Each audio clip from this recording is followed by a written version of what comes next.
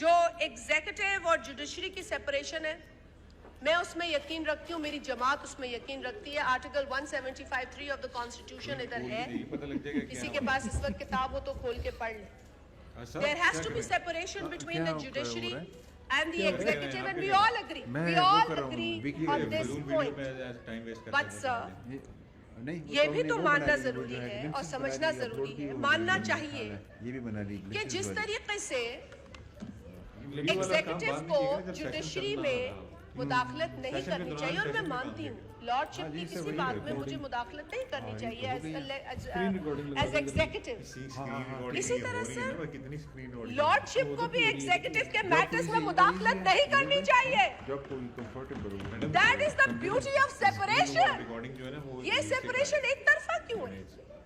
Why is it that just the executive cannot intervene in the matters of judiciary?